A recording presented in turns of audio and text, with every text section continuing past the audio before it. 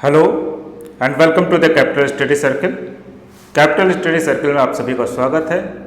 जैसा कि हमारे प्रैक्टिस चल रहा है यूपी टीजीटी पीजीटी सिविक्स के लिए, UPHSC net JRF political science के लिए और तमाम सारे जो दूसरे एग्ज़ाम्स हैं, चाहे वो यूपीएससी हो, यूपीपीसीएस हो या कोई भी स्टेट पीसीएस हो, उसमें पॉलिटिकल साइंस से रिलेटेड कोई क्वेश्चन हो या किसी और आप कोई एंट्रेंस एग्ज़ाम दे रहे हैं या आप रिसर्च कर रहे हैं या आप बेसिक कॉन्सेप्ट क्लियर करना चाहते हैं, तो ये वीडियो आपके लिए बहुत ही इम्पोर्टेंट है। तो इससे पहले कि आगे बढ़े, कुछ चीज़ें आपको बताना चाहेंगे जो बेसिक इन्फॉर्मेशन है। कैपिटल स्टडी सर्कल अब ऑफलाइन कोर्सेज में भी आ गया है। लखनऊ के अंदर हमारी ब्रांच खुल चुकी है दिल्ली के बाद। तो तमाम सारे स्टूडेंट जो डिमांड कर रहे थे दिल्ली के अंदर, जो पहले पढ़ाई कर रहे थे या कोरोना आने से पहले वहाँ पर रहते थे, अब वो वापस अपने घर आ गए हैं। तो ये डिमांड कर रहे थे कि हम वापस नहीं जा सकते, तो लखनऊ या आसपास के एरिया में कहीं पे खोला जाए, क्योंकि लखनऊ में कोई इस तरह की ऑफलाइन अच्छी कोचिंग नहीं थी। तो इलाहाबाद में है, काफ़ी अच्छी कोचिंग भी है, लेकिन लखनऊ में नहीं होने की वजह से तमाम सारे स्टूडेंट्स की रिक्वेस्ट पे हमने यहाँ भी एक ऑफलाइन बैच शुरू कर दिया है। ऑनलाइन बैच हमें ज्वाइन कर सकते हैं, कभी भी आप मैसेज कर सकते हैं, कॉल कर सकते हैं, डिस्प्ले हो जाएगा या लास्ट में हम आपको बाकी डिटेल भी जो है कैपिटल स्टडी सर्कल के बारे में, वेबसाइट हमारे और बाकी चीज़ें हम आपको बताएंगे। तो इससे पहले कि हम आगे बढ़े, कुछ चीज़ें इम्पॉर्टेंट है। जब भी हम पढ़ रहे होते हैं, किसी एग्ज़ाम की तैयारी कर रहे होते हैं या कोई भी आइडिया या कॉन्सेप्ट को डेवलप कर रहे होते हैं, तो दो तीन चीज़ें ज़रूरी है कि हम उसके, अगर कोई चीज़ याद रखनी है तो उसके आसपास की चीज़ें और याद रख रहे हैं। क्योंकि हम अगर डेटा याद करने के, हम 25 एड्रेस याद करने हों तो हम नहीं याद कर पा सकते हैं, क्योंकि 25 एड्रेस से एक जैसे सिमिलर हो जाएंगे। लेकिन उसी के आसपास अगर कुछ चीज़ें ऐड कर दी जाए कि ये इसके पास है, वो उसके पास है, ये इसके पास है, तो क्या होता है, वो समझने में आसानी हो जाती है। दूसरा, जो हम एग्ज़ाम देते हैं या कोई भी एग्ज़ाम में बैठते हैं, तो बहुत से क्वेश्चन ऐसे होते हैं जो रिवीजन की वजह से छूट जाते हैं। तो रिवीजन एक बहुत ज़रूरी चीज़ है जो हम कराएंगे। पहले हम शुरुआत में कराते थे, अभी हम एंड में उसको रिवाइज करेंगे जो हमने इससे पहले पढ़ा है। तीसरी जो बात सबसे इम्पॉर्टेंट है वो है कि मीडियम ऑफ जो टीचिंग है, या जिस तरह से आप एग्ज़ाम हिंदी मीडियम में दे रहे हैं या इंग्लिश मीडियम में। तो तमाम सारे बच्चे जो बाहर पढ़ाई किए थे वो भी ये बोल रहे थे कि इंग्लिश में कोई भी, इवन यूट्यूब पे भी कोई कंटेंट नहीं है और कोचिंग्स में भी इंग्लिश में नहीं पढ़ा जाता। तो इंग्लिश और हिंदी का एक मिक्स होना चाहिए, क्योंकि तमाम सारे ऐसे क्वेश्चन होते हैं, कम से कम हर एग्ज़ाम में एक दो क्वेश्चन ऐसे होते हैं जो अगर आपको इंग्लिश अच्छी है या हिंदी भी आती है, दोनों चीज़ आती हैं, तो आप वो दो क्वेश्चन बहुत आसानी से कर सकते हैं। तो हम आगे बढ़ते हैं, अपना पहला क्वेश्चन देख लेते हैं, उसके बाद रिवीजन हम करेंगे। रिवीजन में हम क्या करेंगे कि जो प्रीवियस क्वेश्चंस पढ़े हैं उसको हम डिटेल में वन लाइन में हम देख लेंगे। तो पहला क्वेश्चन देखते हैं, जो कि हमारा टेस्ट सीरीज़ का पार्ट है। तो 51 नंबर क्वेश्चन है। ये बहुत सिंपल, बहुत आसान क्वेश्चन है, और वही बोला, कुछ आसान क्वेश्चन ये गलत नहीं होने चाहिए, तो अपने आप ही आप बाकी लोगों से ऊपर चले जाएंगे। Power legitimize is considered as, वैध शक्ति मानी जाती है, अथॉरिटी, इन्फ्लुएंस, मैनिपुलेशन, फोर्स, सत्ता, प्राधिकार, प्रभाव, छल, योजन, बल। तो क्या चीज़ मानी जाती है? वैध शक्ति किसको मानेंगे? अब सिंपल सी बात है, छल योजन जैसी चीज़ या मैनिपुलेशन तो वैध शक्ति नहीं होगी। सिर्फ प्रभाव से भी नहीं होगा वैध शक्ति कि कोई प्रभाव कर रहा है। बलपूर्वक किसी से काम करा लेना, मान लीजिए कोई बहुत बड़ा गुंडा, उसने कुछ काम करा लिया, या किसी भी पावर से सिर्फ काम करा लेना, तो सरकार भी कराती है, ब्यूरोक्रेट्स भी कराते हैं, और गुंडा भी करा सकता है सेम काम। तो बल सिर्फ बल से नहीं होगा। वैधता कहाँ से आती है? सत्ता से। कि आज हम तमाम सारी पॉलिसी, अगर हमारा गैस का सिलेंडर बढ़ जाए या तमाम सारी ऐसी पॉलिसी, कल से नियम बदल जाए कि ट्रैफिक का नियम बदल गया, हेलमेट पहनना ज़रूरी हो गया, या हेलमेट दोनों को पहनना ज़रूरी है, तो ये क्यों हम पहनने लगते हैं? कोई और आदमी बोलेगा तो शायद हम नहीं मानेंगे, लेकिन जब सरकार, तो वैधता आ जाती, लेजिटिमाइज्ड पावर। अब कोई गुंडा बोलेगा तो हम नहीं करेंगे, हो सकता है कि डर के बारे तो कर ले, लेकिन वैसे नहीं करेंगे। लेकिन जब गवर्नमेंट बोलती है तो हम उसको करते हैं। तो तमाम सारी चीज़ें पावर जब लेजिटिमाइज हो जाती है, शक्ति जब वैध हो जाती है, तो हम उसको क्या कहते हैं? अथॉरिटी, या हिंदी में सत्ता कहेंगे। इसके बाद सेकंड नंबर क्वेश्चन पे चलते हैं, जो हमारा 52 नंबर क्वेश्चन है। The berg pine dispute on rights was not centred on. अब ये जो है बर्ग, एडमंड बर्ग और थॉमस पाइन जो हैं, इनका एक डिबेट है राइट्स को लेके, वॉज नॉट सेंटर्ड ऑन। ये पूछ रहे किस चीज़ पे वो नहीं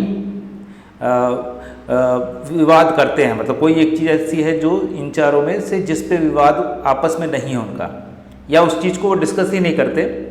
द राइट्स बिगिन कॉन्टेक्चुअल और यूनिवर्सल, राइट्स बीइंग रियल और इमेजिन्ड, राइट्स बीइंग हिस्टोरिकल और नेचुरल, राइट्स बीइंग इकोनॉमिक और पॉलिटिकल। तो हिंदी में देख लेते हैं।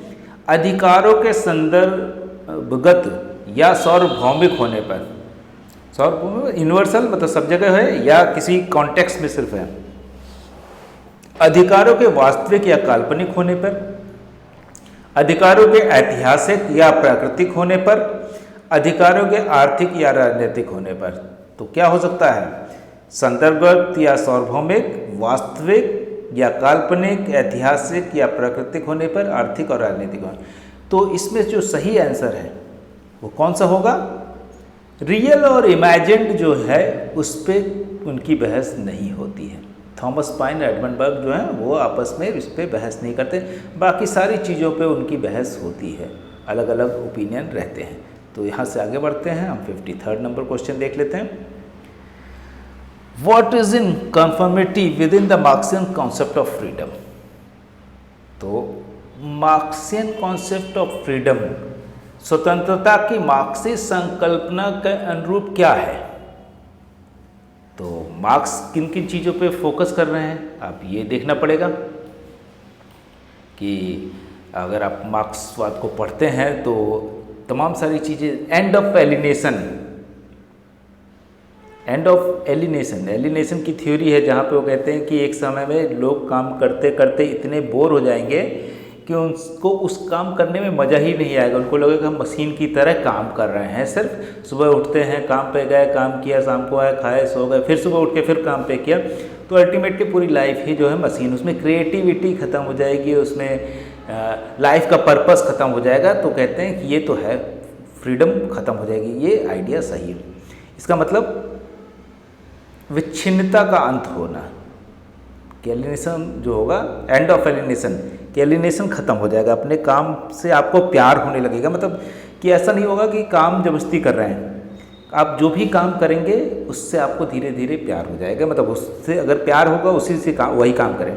मानवीय रचना धर्मिता की अभिव्यक्ति होगी, एक्सपोजिशन ऑफ ह्यूमन्स क्रिएटिविटी, कि अपनी क्रिएटिविटी, जैसे आप मान लीजिए किसी कॉर्पोरेट हाउस में या किसी सरकारी दफ्तर में या किसी दुकान पे काम करते हैं, तो कोई जरूरी नहीं कि आपको काम पसंद हो, आपको बहुत मज़ा आ रहा हो करने में, लेकिन वही बोले कि जब फ्रीडम की बात कर रहे हैं कि समाजवाद में और कम्युनिज्म में वो फ्रीडम होगा कि आप अपनी पसंद का काम कर सकें, क्योंकि पैसे तो बराबर मिल रहे हैं, तो आप अपनी पसंद का काम क्यों ना करेंगे, दूसरे की पसंद या इसलिए हम कोई काम कर रहे हैं कि उसमें पैसे ज़्यादा मिल रहे हैं, वो नहीं होगा।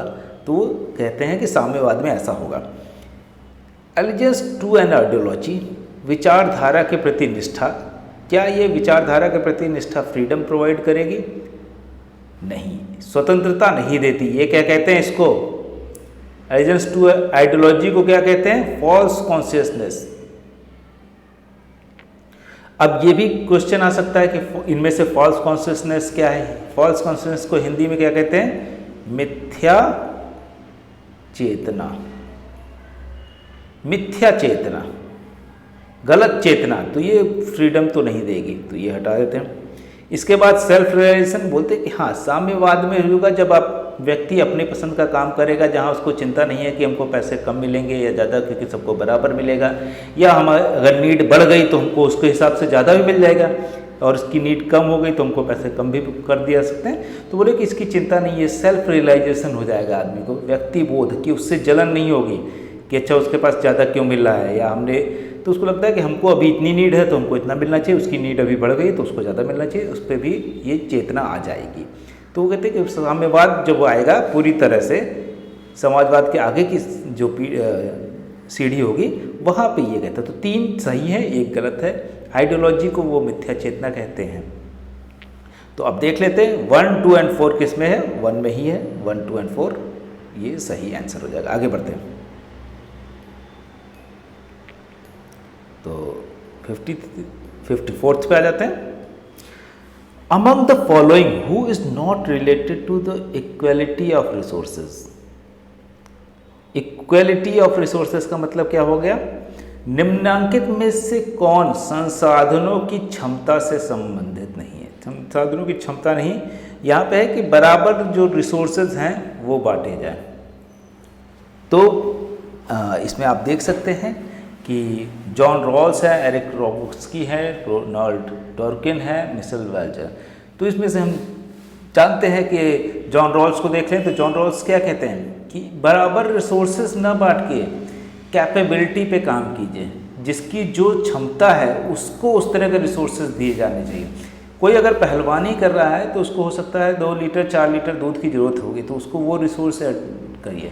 लेकिन कोई हो सकता है कि इंटेलेक्चुअल वर्क कर रहा है, किताब लिख रहा है, पेंटिंग कर रहा है, तो हो सकता है उसको पेंट और ब्रश की ज़रूरत होगी या पेपर और पेन की ज़रूरत है, ना कि उसको 4 लीटर दूध की। हो सकता है उसका काम आधे लीटर दूध में भी काम चल जाए। तो रिसोर्सेज इक्वल करने की ज़रूरत नहीं है, कैपेबिलिटी को इक्वल करने की ज़रूरत है। हर व्यक्ति की अपनी एक क्षमता होती है, उस क्षमता के अनुसार उसको रिसोर्सेज दिए जाने चाहिए। तो ये जॉन रॉल्स पहले ही सही हो गए। तो पहला जॉन रॉल्स जो है इस तरह की बातें करते हैं। आगे बढ़ते हैं, 55th नंबर पे पहुंच जाते हैं। The term not concern to John Rawls theory of justice. तो थ्योरी ऑफ जस्टिस, अभी हम जॉन रॉल्स की बात कर रहे थे, जॉन रॉल्स से बहुत क्वेश्चन आ गया। बहुत माना ही जाता है कि जो आखिरी जेन्युइन थिंकर हैं, जो प्लेटो, अरिस्टोटल, हॉब्स, लॉक, रूसो की कड़ी में अगर जॉन रॉल्स को ऐसा माना था कि इसके बाद जो है कि नवीन चेतना या कह सकते हैं नया कोई सिद्धांत इस तरह का नहीं आया जो उस कैटेगरी में रखा जा सके। तमाम सारे लोग किताबें लिख रहे हैं, थ्योरी दे रहे हैं, लेकिन उतनी कॉन्क्रीट थ्योरी या उस लेवल का चिंतक नहीं माना जाता जितना जॉन रॉल्स को मानता है। ऑल्दो इसको क्रिटिसाइज करते हैं रॉबर्ट नॉजिक, लेकिन रॉबर्ट नॉजिक को उस लेवल का नहीं मानता, जॉन रॉल्स को आखिरी माना जाता। अब हमने जब पढ़ा है तो सभी लोग जानते हैं कि क्या है कि ये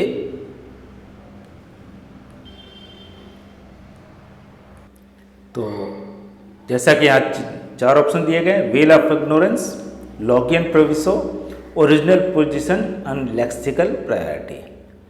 अज्ञान का पर्दा, लौकी परंतु मूल स्थिति, विशेष पूर्वताक्रम। तो इसमें से 4 ऑप्शन में से आप एक तो देख सकते हैं व्हील ऑफ इग्नोरेंस, जिसमें वो कहते हैं, ये भी इंपॉर्टेंट है कि अब क्वेश्चन अलग अलग बन सकता है। यहाँ पे तो ये क्वेश्चन है, लेकिन ये क्वेश्चन अलग तरह से 4 क्वेश्चन बन सकते हैं। पूछ सकता है व्हील ऑफ इग्नोरेंस किसका सिद्धांत है, तो जॉन रॉल्स का है, ये आप बता सकते हैं। व्हील ऑफ इग्नोरेंस में क्या है, ये भी पूछा जा सकता है। तो व्हील ऑफ इग्नोरेंस का मतलब है अज्ञान का पर्दा, जहाँ पे अगर हम तभी कोई सही डिसीजन ले सकते हैं जब हम अपनी जो पहचान है उसको भूल जाएं। कि अगर हम मान लीजिए पार्लियामेंट के अंदर हैं या 33% वुमेन रिजर्वेशन की बात है, तो अगर हम मेल होंगे तो हम क्या चाहेंगे कि ये ना हो तो अच्छा है, क्योंकि 33% वुमेन को हो जाएगी। तो अगर आप फीमेल होंगे तो आप क्या चाहेंगे, वो चाहेंगे कि हो जाए। अब कह रहे हैं कि अंदर जो गया है उसको मालूम ही नहीं है, उस पार्लियामेंट के अंदर या डिसीजन जो भी किसी भी चीज़ का डिसीजन बना रहा है उसको ये मालूम ही नहीं कि वो क्या है। उसको अपना जेंडर नहीं मालूम, उसका धर्म नहीं मालूम, उसकी जाति नहीं मालूम, उसका रीजन नहीं मालूम। तब वो जो डिसीजन क्या लेगा, तो वो चाहेगा कि फेयर जस्टिस होगा, जस्टिस और फेयरनेस की बात करते हैं, तो वो चाहेगा 50-50 कर दो, जितनी जिसकी संख्या है उतनी कर दो। तो इससे बाद में हम बाहर निकले तो ऐसा ना हो कि हमें नुकसान हो। हम तो बोले कि नहीं वुमेन को रिजर्वेशन नहीं मिलना चाहिए, बाद में हम बाहर निकले तो हम वुमेन ही लें। या हमको उल्टा हो गया कि मैन को कहते हैं ज़्यादा मिलना चाहिए, लेकिन हम बाहर निकले तो पता चला हम खुद वुमेन हैं। तो तो इस तरह से चीज़ों कहते हैं कि जब हम अज्ञानता के पर्दे में रहेंगे तभी हम सही डिसीजन ले पाएंगे। व्हील ऑफ इग्नोरेंस जो है उसको कहते हैं। अब आगे बढ़ते हैं कि इसी तरह से कोई भी एग्जांपल ले सकते हैं कि आप मान लीजिए किसी कास्ट के हैं, किसी रिलीजन के हैं, तो आप दूसरे रिलीजन के बारे में नहीं ऐसा डिसीजन लेंगे जिससे उसको नुकसान हो, क्योंकि हो सकता है कल बाहर आप निकले तो आप उसी डिसीजन के। अब ये पॉसिबल नहीं है, तो वहाँ पे क्या कहते हैं कि इसकी जगह पे आप रिप्रेजेंटेशन दीजिए सबको, तो फिर डिसीजन सही होगा। लॉकी परंतु, अब ये लॉकी परंतु थोड़ा सा लॉकियन प्रोविसो जो है वो, इसका आइडिया क्या है कि लॉक का आइडिया है कि प्राइवेट प्रॉपर्टी जो है, अगर कोई व्यक्ति किसी चीज़ पे, अपनी ज़मीन पे या किसी चीज़ जंगल को काट के या लकड़ी का कुछ बनाता है, काट के मेहनत अपनी मिला देता है, तो वो उसकी प्राइवेट प्रॉपर्टी बन जाएगी। तो प्राइवेट प्रॉपर्टी के, तो ये तो लॉक का आइडिया होगा। एक तो इससे ही निकाल लिया कि आप ये गलत है। ओरिजिनल पोजीशन जो हमने बोली कि व्हील ऑफ इग्नोरेंस क्या होगा कि ओरिजिनल पोजीशन, जहाँ पे आप अपनी जो पोजीशन है वो जानते ही नहीं कि हम क्या हैं, मेल हैं, फीमेल हैं, हम थर्ड जेंडर हैं, हम अपर कास्ट हैं, हम दलित हैं, हम ओबीसी हैं, ये भी नहीं मालूम है, हम महिला हैं, पुरुष हैं, या मतलब बोल चुके हैं, हम हिंदू हैं, मुसलमान हैं, सिख हैं, ईसाई, हमको नहीं मालूम, तो हम डिसीजन कैसे लेंगे? ऐसा फेयर डिसीजन लेंगे कि जिससे किसी को नुकसान ना हो, क्योंकि कल को वो नुकसान मेरे ही ऊपर आ जाएगा। इसके बाद लेक्सिकल प्रायोरिटी, जॉन रॉल्स का ये बहुत ज़रूरी है कि जब बोलते हैं कि अगर इन केस, क्योंकि उनकी दो प्रिंसिपल हैं, लिबर्टी प्रिंसिपल और दूसरा क्या है, fair equality of opportunity and difference principle. तो डिफरेंस प्रिंसिपल के दो भाग है, fair equality of opportunity and difference principle. तो सेकंड जो प्रिंसिपल है उसके दो भाग, फर्स्ट के एक। अब बोलते हैं कि अगर ऐसा कुछ हो जाए तो किस प्रायोरिटी में एक दूसरे के इंटरेस्ट कॉन्फ्लिक्ट करने लगे तो क्या करेंगे? तो बोलते हैं कि सबसे पहले लिबर्टी प्रिंसिपल को देखिए, फिर उसके बाद फेयर इक्वालिटी को देखिए और फिर डिफरेंस प्रिंसिपल को देखिए। तो ये उन्होंने प्रिंसिपल बता दिया कि ऐसे ऐसे करके निकाला जा सकता है जिससे आप जस्टिस कर पाएंगे। जस्टिस एज फेयरनेस, जो कि इनका आइडिया, ये भी पूछा जाता है बहुत से एग्जाम में, जस्टिस एंड फेयरनेस किसका है? थ्योरी ऑफ जस्टिस बुक किसकी है? ये भी जॉन रॉल्स की है। आइडिया ऑफ जस्टिस किसकी बुक है? ये आपको मालूम होना चाहिए, अमर्त्य सेन। तो ये चीज़ें मालूम होती। ओके, आगे बढ़ते हैं, 56 नंबर पे पहुंच जाते हैं। 56 नंबर क्वेश्चन क्या कह रहा है? Identify the incorrect statement regarding the classical theory of democracy. Classical, अब ये लोकतंत्र की चिर सम्मत सिद्धांत, चिर सम्मत का मतलब क्लासिकल, जो आजकल अगर आप देखें क्लासिकल किसी भी चीज़ का जो पुराना लुक होता है या किसी चीज़ को क्लासिकल कहते हैं। गाड़ियों में भी क्लासिक आता है, जैसे बुलेट लेंगे तो बुलेट क्लासिक, या इस तरह की तमाम सारी चीज़ों में गाड़ियाँ क्लासिक लुक में बनाई जाती हैं। संबंध के त्रुटिपूर्ण कथन को पहचानिए, कौन सा गलत है इसमें? यह निर्देशित लोकतंत्र का एक प्रकार है। It is type of guided democracy. It is a direct participatory democracy. It serves a common good targeted to attain good life. It is a pre-liberal theory of democracy. तो क्या है ये? यह निर्देशित लोकतंत्र का एक प्रकार है। यह प्रत्यक्ष सहभागी लोकतंत्र है।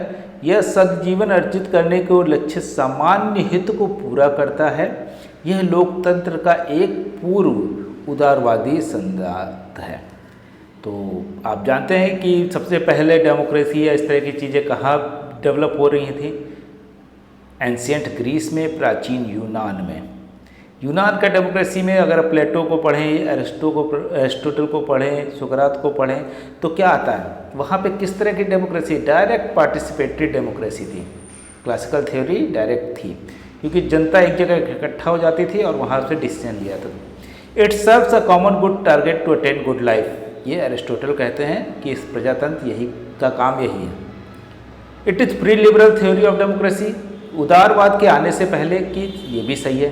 तो ये तीनों तो सही हैं। ये निर्देशित लोकतंत्र का एक प्रकार है। ये गाइडेड डेमोक्रेसी नहीं है कि अगर कोई बताएगा पार्लियामेंट होगी या कोई और इंटेलेक्चुअल होंगे या कोई इस तरह की चीज़ें नहीं, ये बाद में आती हैं। रिप्रेजेंटेटिव डेमोक्रेसी या गाइडेड डेमोक्रेसी, तो आंसर क्या हो जाएगा? 1 इसका गलत है, बाकी सारी चीज़ें सही हैं। तो आगे बढ़ते हैं 56 के बाद 57 पे आते हैं। मैच द फॉलोइंग आ गया। ये बहुत अच्छा क्वेश्चन है। इसमें आपको बेसिक आइडिया लगाना पड़ेगा। कुछ चीज़ों को आप जानते हैं, कुछ चीज़ों से सारी चीज़ें नहीं भी मालूम हो तो भी एक दो भी आप मालूम हो तो उससे निकाल लेंगे। तो यहाँ पे जैसे लिखा है protective democracy, development democracy, democratic democracy, pluralist democracy. तो इसी को हिंदी में भी देख लेंगे आगे। सेम चीज, संरक्षक लोकतंत्र, विकासात्मक लोकतंत्र, लोकतांत्रिक अभिजनवाद, बहुलवादी लोकतंत्र। तो बहुलवादी लोकतंत्र हमको मालूम है किससे रिलेटेड है। मान लीजिए हमको सब कुछ ना मालूम हो तो रॉबर्ट डहल से।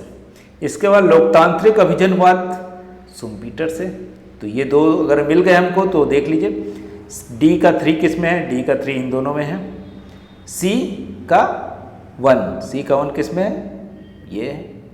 तो ए का 4 हो जाएगा। संरक्षक लोकतंत्र जर्मी बेंथम। बी का 2 विकासात्मक लोकतंत्र जे.एस. मिल। जे.एस. मिल डेवलपमेंट फोकस करते हैं, लिबरल आइडिया लाते हैं, और तो अपने आप को वो यूटिलिटेरियन या उपयोगितावादी कहते हैं, लेकिन जो उदारवादी आइडिया है उनका पूरी तरह से उदारवादी आइडिया था। तो आगे बढ़ते हैं। नेक्स्ट क्वेश्चन देख लेते हैं 58 number. Consider the statements regarding marks view on democracy. फिर से एक मार्क्स के ऊपर क्वेश्चन आ गया। मार्क्स से रिलेटेड क्वेश्चन आता ही है। मार्क्स हो गए, बेंथम हो गए या रॉल्स से रिलेटेड ये क्वेश्चन आने ही हैं। तो मार्क्स व्यूज ऑन डेमोक्रेसी कि प्रजातंत्र पे मार्क्स का क्या विचार था। इन एनलाइटनमेंट ट्रेडिशन ही visualise democracy and organic community. Bourgeois democracy opportunistically converts in bourgeois. अब ये कहते हैं कि लोकतंत्र पर मार्क्स के विचारों से संबंधित कथनों पर विचार कीजिए। प्रबोधन मतलब एनलाइटनमेंट है। परंपरा में वो लोकतंत्र को एक आंगिक समुदाय के रूप में देखते हैं। बुर्जुआ लोकतंत्र अवसरानुकूल बुर्जुआ आतंक में बदल जाता है। तो ऐसा नहीं है कि एक ऑर्गेनिक कम्युनिटी की तरह देखते हैं वो एनलाइटनमेंट में। एनलाइटनमेंट में ही बोलते हैं कि उसी समय तो एक्सप्लॉयटेशन जो शोषण है वो शुरू हो जाता है।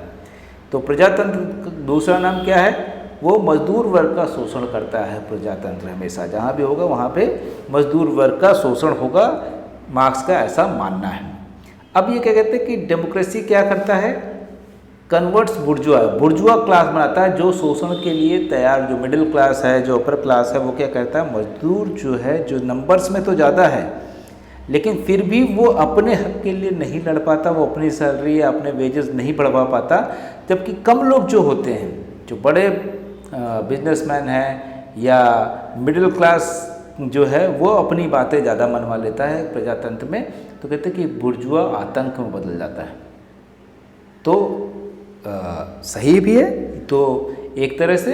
तो बुर्जुआ लोकतंत्र ये तो सही है, पहला वाला गलत है। तो सही आंसर क्या होगा? केवल 2। आगे बढ़ते हैं, अगला क्वेश्चन देख लेते हैं 59 नंबर। 59 नंबर में क्या बात की गई है? विच one of the following is a model of representative democracy. Representative निम्नलिखित में से कौन सा प्रतिनिधात्मक लोकतंत्र का प्रतिरूप है? प्रतिनिधि जहां भेजे जाए, रिप्रेजेंटेटिव डेमोक्रेसी की बात ये पूछ रहे हैं कि कौन सा होगा। इसमें अलग अलग तरह की डेमोक्रेसी की बात लिखी है। पॉलियार्की, प्लेबिसाइटेरियन डेमोक्रेसी, पीपल्स डेमोक्रेसी, टोटलियन डेमोक्रेसी। तो रिप्रेजेंटेटिव कहाँ भेजे जाएंगे? विच one of the following is a model of, एक इनमें से एक कोई है जो बहुलतंत्र जिसमें बहुत से लोग को भेजा जाए। जनमत संग्रह, जनमत संग्रह कैसे होता है? डायरेक्टली जनता के बीच में होता है। तो ये रिप्रेजेंटेटिव या प्रतिनिधित्व की जरूरत ही नहीं होती। इसमें एक क्वेश्चन आ गया या कोई भी पॉलिसी के बारे में पूछा गया, जनता का ओपिनियन ले लिया गया।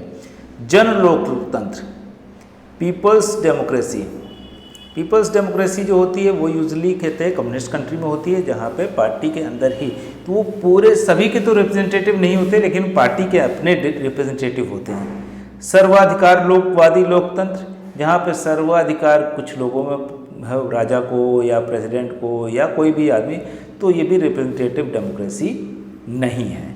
तो पॉलीआर्की जो है उसको हम मान सकते हैं कि वो एक रिप्रेजेंटेटिव डेमोक्रेसी है। पॉलीआर्की का मतलब क्या होता है कि इसका रॉबर्ट डहल ही, अगर हम देखें अभी रॉबर्ट डहल से बात हुई, तो रॉबर्ट डहल इसका कॉन्सेप्ट लेके आते हैं गवर्नमेंट बाय मैनी, कि बहुत से लोगों की एक गवर्नमेंट, जैसे कि मॉडर्न रिप्रेजेंटेटिव सिस्टम आज के समय जो है वो पॉलीआर्की माना जा सकता है।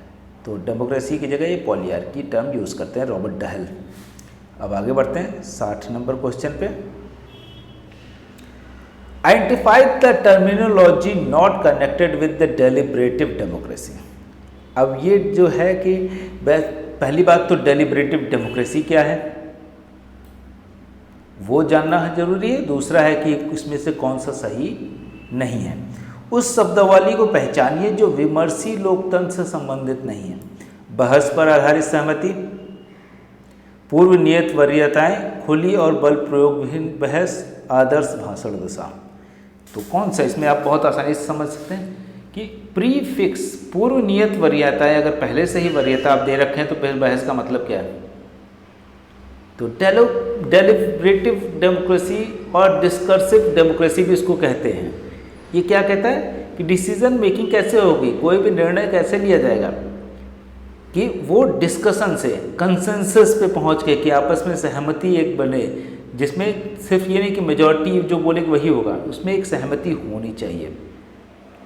तो कंसल्टेटिव होगा जहाँ पे, तो सिंपल सी बात है, डिस्कशन बेस्ड कंसेंसस, सहमति पे होना चाहिए, खुली और बल प्रयोग विहीन, ऐसा ना हो कि बोला गया कि हाँ ऐसा आपको बोलना ही है तो भी गलत हो जाएगा। आदर्श भाषण की स्थिति हो कि आप फ्रीली जो भी सोच रहे हैं उसको बोल सकें, तो गलत क्या है, सेकंड।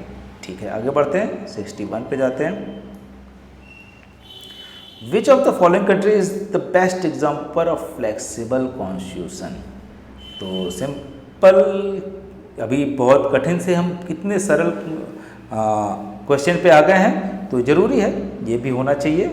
किसी भी एग्ज़ाम में आप देख सकते हैं कि एक ही एग्ज़ाम के अंदर अलग अलग तरह के क्वेश्चन है, इसीलिए हमने बोला कि आप 90% क्वेश्चन हल कर सकते हैं अगर आप इन क्वेश्चंस को देख रहे हैं, और इसके आसपास की चीज़ें जो मैं बोल रहा हूँ उसका एक नोट्स बना लीजिए, उसको अगर लिख ले रहे हैं और उसको अगर रिवाइज करके सिर्फ उतना भी पढ़ के आएंगे, 90% क्वेश्चन वहीं से आएंगे, और अगर आप गलती नहीं करेंगे तो सिलेक्शन आपका 100% होगा।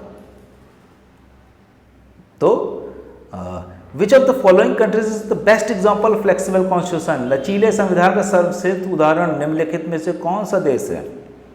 USA, France, Britain, China. संयुक्त राष्ट्र अमेरिका, फ्रांस, ब्रिटेन, चीन। तो यूएसए में लिखित संविधान है, फ्रांस में भी लिखित है, चाइना में भी लिखित है और अलग तरह से कम्युनिस्ट शासन है। ब्रिटेन जो है यहाँ पे अलिखित शासन, अलिखित संविधान है, अनरिटन कॉन्स्टिट्यूशन इज देयर। तो किसी भी कानून को बनाने और उसको हटाने के लिए उनको सिंपल मेजॉरिटी की जरूरत पड़ती है, 50% + 1 वोट। हमारे यहाँ कॉन्स्टिट्यूशन को बदलने के लिए या अमेरिका में ज़्यादातर जगह पे 2/3 मेजॉरिटी की, स्पेशल मेजॉरिटी की ज़रूरत पड़ती है। तो सबसे लचीला संविधान अगर इसमें देखा जाए तो कहाँ का है, ब्रिटेन का है। आगे बढ़ते हैं 62 नंबर क्वेश्चन पे जाते हैं। Which one of the following is the strongest upper chamber in the world. अब ये फिर से एक अच्छा क्वेश्चन है कि स्ट्रॉन्गेस्ट जो अपर चैम्बर है कि किस में है।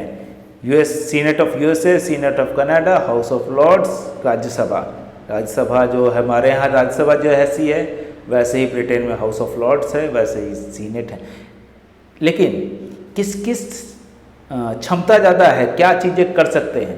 तो सबसे अगर आप यूएसए को देखें तो यूएसए में क्या होता है, फेडरल सिस्टम है, संघीय ढांचा है, और इसी को माना जाता है कि ट्रू संघीय, पूरी तरह से संघीय है, क्योंकि यहाँ पे राज्यों के पास अधिक सत्ता होती है, अधिक पावर होती है केंद्र से। केंद्र अगर कोई रूल बनाता है, राज्य अगर रूल बनाते हैं तो राज्य का माना जाएगा और केंद्र का नहीं माना जाएगा। तो यहाँ पे पावर ज़्यादा राज्य के पास है।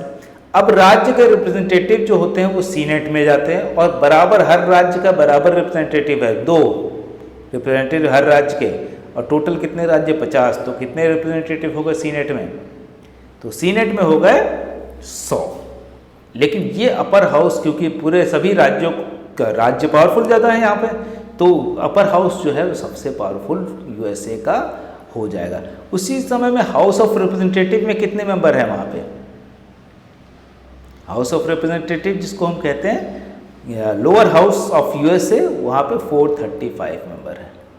लॉ मेकिंग का काम ये करते हैं, लेकिन ऐसा नहीं है कि स्टेट अगर एग्री नहीं होंगे तो वो लॉ का कोई मतलब नहीं रह जाता, क्योंकि सेंटर इतना पावरफुल नहीं है कि वो इम्प्लीमेंट करा सके। इसीलिए अमेरिका का जो राष्ट्रपति होता है वो दुनिया के लिए तो बहुत ताकतवर होता है, लेकिन विद इन अमेरिका वो सिर्फ रिप्रेजेंटेटिव होता है, टोकनिज्म की तरह देखा जाता है कि वो किसी भी स्टेट के अंदर कुछ भी अपनी मर्जी से नहीं करा सकता अगर वहाँ का स्टेट नहीं मानता है तो।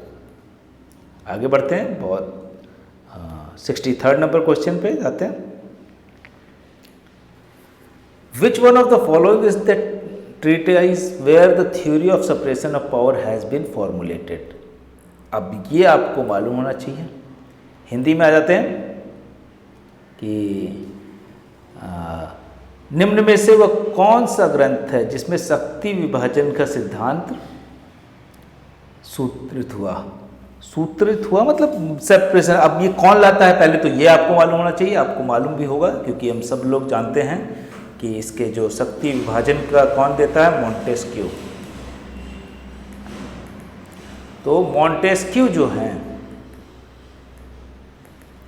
वो शक्ति सेपरेशन ऑफ पावर की बात करते हैं। तीनों जो मान लीजिए लेजिस्लेचर है, जुडिशरी है और जो एग्जीक्यूटिव है, ये तीनों में शक्ति विभाजन होना चाहिए और उन्हीं के शक्ति विभाजन के सिद्धांत पे यूएसए या तमाम दूसरे इंडिया में भी माना जाता है। ऑल्दो कई बार ब्लर हो जाती हैं क्योंकि हमारे यहाँ जो लेजिस्लेचर है और ब्यूरोक्रेसी या जो एग्जीक्यूटिव है, तो एग्जीक्यूटिव का हेड जो होता है वो लेजिस्लेचर से आता है, इसलिए मिला जुला होता है, लेकिन फिर भी सेपरेशन ऑफ पावर हमारे यहाँ भी है।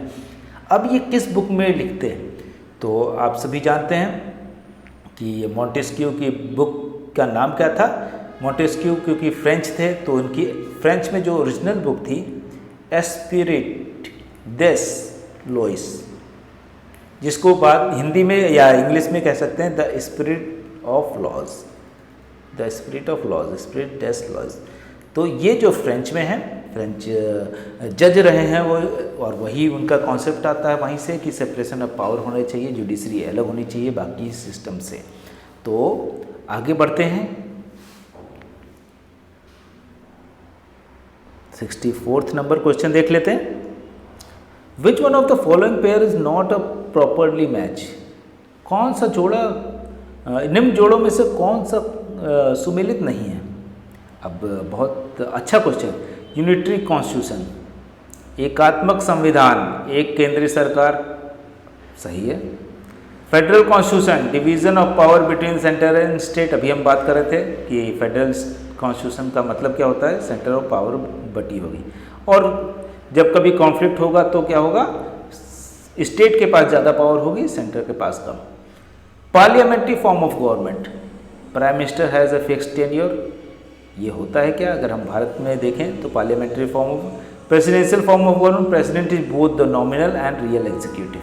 अभी हमने बात की कि एक तरफ नॉमिनल है क्योंकि वो राज्य के अंदर कुछ नहीं कर सकता, लेकिन रियल एग्जीक्यूटिव सब कुछ उसको ही एग्जीक्यूट करना है, चाहे फॉरेन पॉलिसी हो, और डायरेक्टली उसको एग्जीक्यूट करता है। और कैसे करता है, वो अपने मंत्री चुन लेता है खुद, और उस मंत्री के थ्रू जो लॉ बनाया गया है, जो लॉ है उसको इम्प्लीमेंट करवाना उसका काम होता है। तो संसदीय प्रणाली में प्रधानमंत्री निर्धारित कार्यकाल होता है, ऐसा नहीं है। हमेशा मेजॉरिटी फ्लोर में टेस्ट करनी पड़ती है, अगर कभी मेजॉरिटी ख़त्म हो गई तो बदल सकता है, या इवन विद इन मेजॉरिटी होने का, अगर पार्टी के पास मेजॉरिटी भी है लेकिन फिर भी चाहती पार्टी कि अभी ये नहीं बनेंगे, ये बनेंगे प्राइम मिनिस्टर, तो बना सकती है। उसका कोई फिक्स टेन्योर नहीं होता। ऑल दो 5 साल में इलेक्शन होंगे, पार्लियामेंट के इलेक्शन तो 5 साल में होते हैं इंडिया में, लेकिन प्रधानमंत्री का कार्यकाल 5 साल के नहीं। हर 6 महीने में प्रधानमंत्री बदल सकता है, 2 महीने पे, 2-4 दिन में भी बदलते हैं, ऐसा भी हो सकता है। और जिस तरह से आप देखें मुख्यमंत्री बदलते रहते हैं, वैसे ही प्रधानमंत्री भी बदला जा सकता है। लेकिन अभी भारत में उस तरह से नहीं आया कि इतनी जल्दी बदले पार्टी। तो आगे बढ़ते हैं, 65 नंबर पे जाते हैं।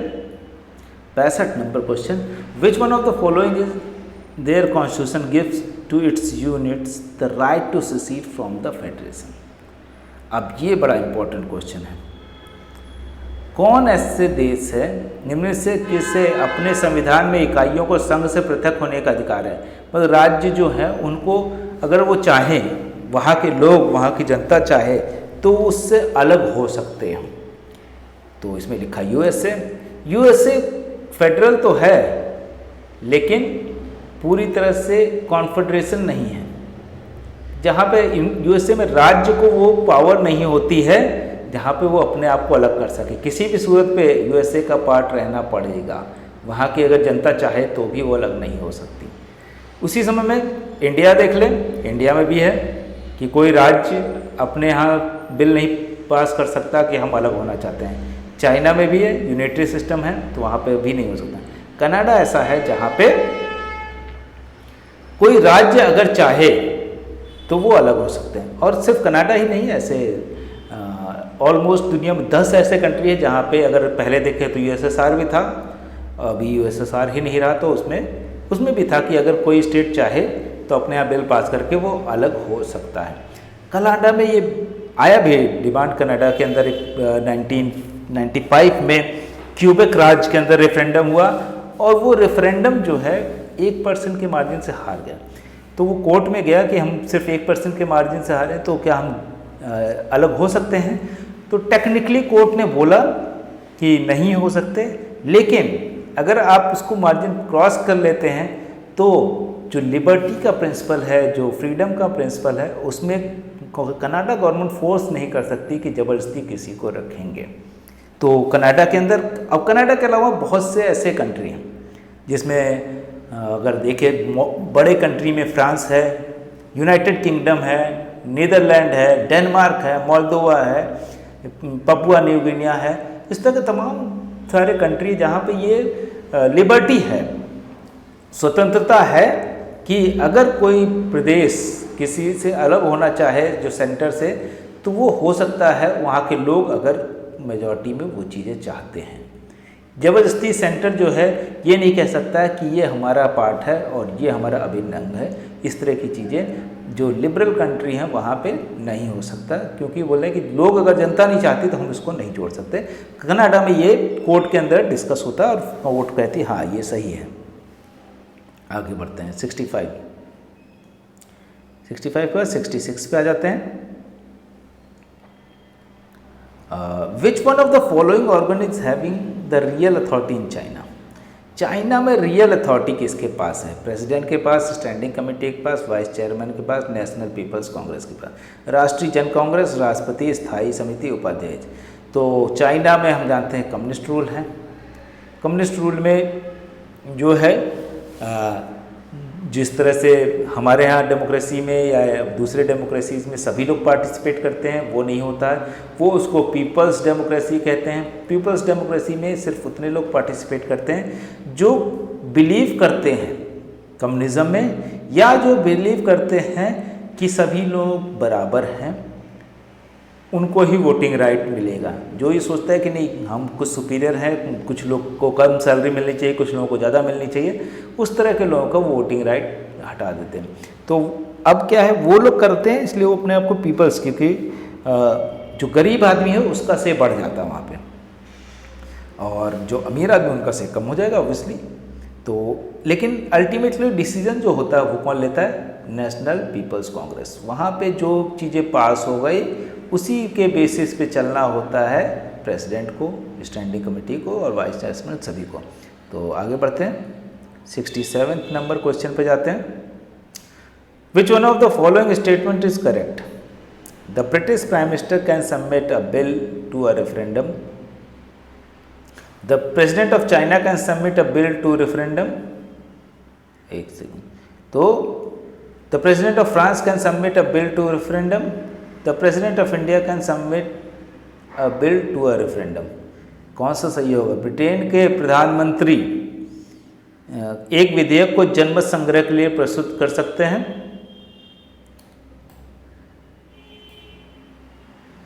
आगे बताइए। चीन के प्रधानमंत्री, तो चीन के प्रधानमंत्री एक विधेयक को जनमत संग्रह के लिए प्रस्तुत कर सकता है, फ्रांस का प्रधानमंत्री एक विधेयक को जनमत संग्रह के लिए प्रस्तुत कर सकता है, भारत का प्रधानमंत्री एक विधेयक को जनमत संग्रह के लिए प्रस्तुत करता है। तो भारत में तो नहीं होता, ब्रिटेन में भी नहीं है, चीन में भी नहीं हो सकता क्योंकि कम्युनिस्ट शासन रेफरेंडम का कोई मतलब नहीं। फ्रांस के प्रधानमंत्री का विधेयक, जो फ्रांस के जो प्रधानमंत्री हैं तो वो क्या हो सकता है, वहाँ पे there are two types of referendum, कि president of the French republic जो है वो कैबिनेट से पास करा के वहाँ पे लोकल रेफरेंडम भी करा सकता है। तो फ्रांस जो है ऐसे जहाँ पे विधेयक को जनमत संग्रह के लिए, कोई विधेयक पास हो गया तो उसको फिर जनमत संग्रह की जनता उस पर क्या विचार रखती है, सही है या गलत है, वहाँ पे रेफरेंडम के लिए डाल सकता है। आगे बढ़ते हैं, 68 नंबर क्वेश्चन पे आते हैं। 68 number, which one of the following countries provide for dual citizenship, तो किसमें द्वैध नागरिकता की व्यवस्था है? ब्रिटेन में, फ्रांस में, यूएसए में, चाइना में। ब्रिटेन में नहीं है, एक ही नागरिकता, फ्रांस में भी नहीं है, संयुक्त राज्य अमेरिका में है, चाइना में नहीं। संयुक्त राज्य अमेरिका में डुअल सिटीजनशिप है, एक आप किसी राज्य के नागरिक होते हैं और एक यूएसए के नागरिक होते हैं। तो इस राज्य से दूसरे राज्य में जाना है तो वहाँ की नागरिकता लेनी पड़ती है, दूसरे राज्य से तीसरे राज्य में जाना तो फिर कुछ दिनों बाद वहाँ की नागरिकता लेनी पड़ेगी। तो आप स्टेट का भी, सभी स्टेट का अपना कॉन्स्टिट्यूशन होता है, उस कॉन्स्टिट्यूशन के अकॉर्डिंग अगर आप उसको फुलफिल कर रहे हैं तो वहाँ की नागरिकता मिल सकती है। इसीलिए वहाँ पे अलग अलग जगह पे अलग अलग लॉ भी होते हैं। तो हमारे यहाँ जैसे भारत में एक ही संविधान है, वहाँ पे बहुत ढेर सारे संविधान हैं, और माना ये जाता है कि फेडरल सिस्टम में जहाँ पे ज़्यादा संविधान होंगे वो लोगों के एस्पिरेशन को ज़्यादा अच्छे से रख पाएंगे, क्योंकि एक संविधान पूरे यूएसए के लिए सारे जनता को एक जैसा देखने में मुश्किल होगा, इसलिए अलग अलग कॉन्स्टिट्यूशन होते हैं। ऑल्दो भारत उससे भी बड़ा है पॉपुलेशन वाइज तो, लेकिन हमारा फिर भी एक संविधान है। और हो सकता है धीरे धीरे और हम डेमोक्रेटाइज होंगे और चीज़ें करेंगे तो हो सकता है अलग अलग राज्यों के पास अलग अलग संविधान भी कभी हो सकता है, और या इस संविधान में ही इतने अमेंडमेंट, इतनी चीज़ें बदलाव हो सकती है कि हर राज्य के एस्पिरेशन पूरे हों। आगे बढ़ते हैं, 68 के बाद 69 पे जाते हैं। Which one of the following organs is regarded as the balance wheel of the American constitution. ये बहुत सिंपल क्वेश्चन है कि बैलेंसिंग व्हील किसको कहते हैं। निम्न अंगों में से अमेरिकन संविधान में संतुलन रखने वाला पहिया कौन सा माना जाता है? संतुलन कौन बनाता है? सभी को मालूम है, सुप्रीम कोर्ट जो है वो संतुलन बनाती है, क्योंकि प्रेसिडेंट और सीनेट और हाउस ऑफ रिप्रेजेंटेटिव अगर कोई गलत बिल पास करते हैं तो सुप्रीम कोर्ट उसको रोक सकता है जुडिशियल रिव्यू के तरह। सर्वोच्च न्यायालय संतुलन बनाता है, तो इसमें कोई बहुत ज़्यादा दिक्कत नहीं है। इस क्वेश्चन 70 नंबर पे आते हैं। ये अच्छा क्वेश्चन है। Assertion, the British party system is said to be bi party system. This is because in practice only 2 parties play a vital role in the national affair. Britain की दल प्रणाली को द्विदलीय प्रणाली कहा जाता है। ये एक है असर्शन, कथन है। इसका तर्क क्या है? ये इसलिए क्योंकि व्यवहार में राष्ट्रीय कार्यों में केवल 2 दल की ही प्रमुख भूमिका है। सही है, व्यवहार में है, ऐसा नहीं कि 2 ही दल हैं, वहाँ पे और भी दल हैं, ग्रीन पार्टी है, टोरी पार्टी है, या तमाम सारे छोटे छोटे दल होते हैं, 1-2 सीट निकालते हैं, लेकिन फाइनली जो है व्यवहार में 2 बड़ी पार्टियाँ होती हैं, कोई या तो इसको सपोर्ट करे या तो इसको सपोर्ट करे। तो अल्टीमेटली दोनों सही हैं। ए आर दोनों एक काकी रूप से सत्य हैं, आर ए की सही विवेचना है, सही। आगे बढ़ते हैं, 71 नंबर पहुँच जाते हैं। बस सब खत्म करने वाले हैं जल्दी ही क्लास को। British parliament can do everything except make a woman man and man woman. Who among the following said this? ये बहुत ही अच्छा क्वेश्चन है। कि कौन ये कहता है कि British parliament can do everything. England की संसद सब कुछ करने में सक्षम है सिवा औरत को आदमी और आदमी को औरत बनाने की, क्योंकि अभी हमने बात की फ्लेक्सिबल कॉन्स्टिट्यूशन है, लचीला संविधान है। लचीला संविधान के साथ क्या है, वो सिंपल मेजॉरिटी से 50% + 1 वोट से कोई भी चीज़ उनको अलग से कॉन्स्टिट्यूशनल अमेंडमेंट नहीं करना पड़ता, वो रोज बदल सकते हैं कॉन्स्टिट्यूशन। लेकिन नैतिकता इतनी होती है वहाँ पे कि ऐसा नहीं है कि मिसयूज़ करें। मिसयूज़ करेंगे तो फिर अभी आप देख रहे हैं कि लगातार कितने प्रधानमंत्री को इस्तीफा देना पड़ा। तो वहाँ पे ऐसा नहीं कि जो पावर में है किसी भी तरह इसको मिसयूज़ कर सकता है या जनता के खिलाफ कोई चीज़ कर सकता है। और अलिखित संविधान होने के बावजूद वहाँ कोई लिखित संविधान नहीं है, जब जो पार्लियामेंट ने पास कर दिया वही हो जाएगा। तो ऐसा कौन करता है, ये हैं जीन लुइस डी लोम्बे। डी लोम्बे यहाँ पे लिखा है, डी लोम्बे ये कहते हैं, इनका स्टेटमेंट है कि ब्रिटिश पार्लियामेंट कुछ भी कर सकती है क्योंकि सिंपल मेजॉरिटी से पास करना है। तो आगे बढ़ते हैं, 72 नंबर पहुँच जाते हैं। We are under the constitution but the constitution is what जज say it is, who among the following said this. अब ये बड़ा अच्छा क्वेश्चन, ये इम्पॉर्टेंट है कि इसका मतलब समझिए, हम संविधान के अधीन है लेकिन संविधान वही है जो न्यायाधीश कहते हैं, क्योंकि संविधान में तो लिखा हुआ है, उसका इंटरप्रिटेशन न्यायाधीश ही करते हैं। आज वो कुछ और इंटरप्रिटेशन करेंगे, कल कुछ और इंटरप्रिटेशन करेंगे।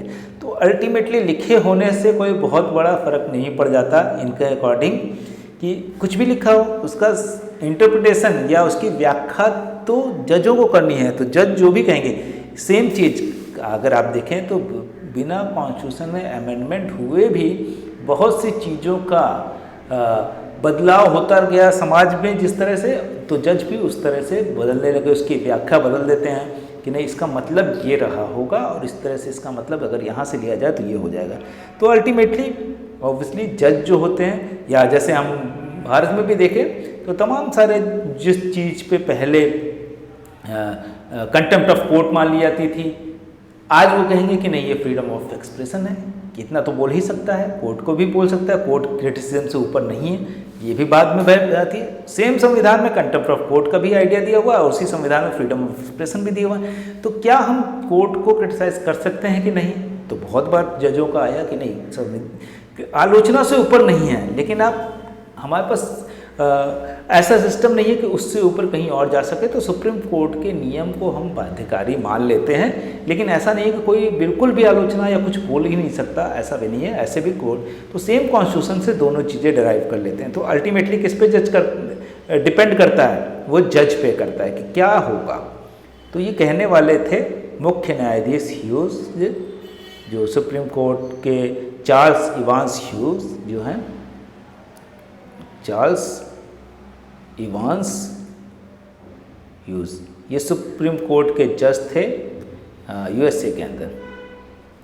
इसके बाद अगर हम देखें तो अगला क्वेश्चन आ जाते हैं, बस खत्म होने वाला है, 73rd। The term of president of United state America is, ये तो बहुत सिंपल क्वेश्चन, बचपन का क्वेश्चन हो गया। 4 years, सभी को मालूम है 4 वर्ष के लिए होता है। आगे बढ़ते हैं 74th पे। Which countries president empower with discretionary power. अब ये डिस्क्रिशनरी पावर कहाँ का पूछा गया? प्रेसिडेंट, पहली बात तो जैसे मोनार्क ऑफ यूके पूछा गया, इसके पास डिस्क्रिशनरी पावर नहीं है। स्विट्जरलैंड में प्रेसिडेंट हर साल बदलते रहते हैं, वो 6 प्रेसिडेंट चुन लेते हैं और 6 साल के लिए, और हर साल एक एक बदलता रहता है, तो यहाँ पे डिस्क्रिशनरी पावर नहीं है। फ्रांस के प्रेसिडेंट के पास बिल्कुल डिस्क्रिशनरी पावर नहीं है। यूनाइटेड स्टेट के प्रेसिडेंट के पास डिस्क्रिशनरी पावर होती है तमाम सारी चीज़ों पे। जैसे वो अगर चाहे किसको मंत्री बनाएगा, वो किसी को भी, वो कहीं से भी उठा के कहीं से भी किसी को मंत्री बना दे यूनाइटेड स्टेट्स का प्रेसिडेंट से। उसको किसी हाउस का मेंबर होना ज़रूरी नहीं है, बस अपने फील्ड की नॉलेज होनी चाहिए। अगर नहीं भी है तो भी प्रेसिडेंट को ही लगता है कि ये कर लेगा तो उसको बना सकता है, कोई उसको कोई पूछेगा नहीं कि ये तो सीनेट के मेंबर नहीं है, हाउस ऑफ रिप्रेजेंटेटिव के मेंबर नहीं है। उनको लगता है कि हमारा काम जो आइडिया है एग्जीक्यूट करना, उसको अच्छे से कर सकता है। तो सिंपल है क्वेश्चन। अब लास्ट क्वेश्चन की तरफ आते हैं, इसके बाद एक क्विक रिवीजन कर लेंगे हम लोग। 75, तो the book the American presidency is authored bye. तो अमेरिकन प्रेसिडेंसी किसने लिखी है? Brown S, crown E S, H J Laski and Wilson W. तो इसका सही आंसर तो सबको मालूम है कि लास्की है। लास्की ब्रिटेन के थिंकर भी थे और पॉलिटिकल पार्टी जो लेबर पार्टी उसके प्रेसिडेंट भी रहे हैं। तो वो अमेरिकन प्रेसिडेंसी के बारे में एक बुक लिखते हैं और ये काफ़ी पॉपुलर बुक है। तो इसी के साथ ये आज का जो टेस्ट सीरीज़ है ये ख़त्म होता है। तो जैसा हमने बताया कि आगे हम एक क्विक रिवीजन कर लेंगे, हमारे पास थोड़ा सा टाइम और है कि और क्विक रिवीजन करते हुए हम आपको कुछ बेसिक चीज़ें अपने कैपिटल स्टडी सर्कल के बारे में बता देते हैं कि ऑफलाइन बैच अगर ज्वाइन करना चाहते हैं तो इस नंबर पे कॉल कर सकते हैं 6001203135 पे, 6001939975 पे। और हमारी वेबसाइट पे जुड़ सकते हैं capitalstudycircle.com, Facebook capital study circle, Instagram capital study circle और टेलीग्राम पे भी कैपिटल स्टडी सर्कल। ईमेल जो है हमारा thecapitalstudy20@gmail.com है। इस पर आप कभी भी मेल कर सकते हैं अगर आपको PDF चाहिए या इस तरह की कोई भी जानकारी चाहिए तो आप कर सकते हैं। अब हम आते हैं कि हमने जो बोला कि हम क्विक रिवीजन जो बहुत ज़रूरी है कि बेसिक जो आइडिया होता है किसी भी चीज़ का कि अगर हम रिवीजन नहीं करेंगे तो भूल जाते हैं। तो ऐसे ही बेसिक आइडिया जैसे जो पिछले जो प्रैक्टिस सेट उन्हीं से लिया गया है कि हमने क्या क्या डिस्कस किया। तो अगर आप देखें तो इंटरनेशनल रिलेशन में हैंस मॉर्गनथाउ किससे रिलेटेड हैं? तो रियलिस्ट थिंकर्स से हैं। रियलिस्ट या हमारे पास कितने फंडामेंटल ड्यूटीज़ हैं? तो अभी 11 हो गई, पहले 10 थी जो शुरुआत में जोड़ी गई 42nd अमेंडमेंट 1976 में। फंडामेंटल ड्यूटीज़ क्या थी? 10 थी। और किसके रिकमेंडेशन पे जोड़ी गई? स्वर्ण सिंह समिति के रिकमेंडेशन पे। 11वीं जो है वो कब जोड़ा गया? वो 2002 में फंडामेंटल जो राइट टू एजुकेशन की तरह जोड़ दिया गया, जिसमें एजुकेशन देना किसी भी पेरेंट्स का बच्चे को एजुकेशन देना वो उसकी फंडामेंटल ड्यूटी है। इसके अलावा जो हमने बोला था नेगेटिव लिबर्टी या पॉजिटिव लिबर्टी जो है इस तरह की बात की थी, ईजा बर्लिन कहते हैं। इसके अलावा जो डी टॉकवेली हैं या लॉर्ड एक्टन हैं, ये क्या कहते हैं?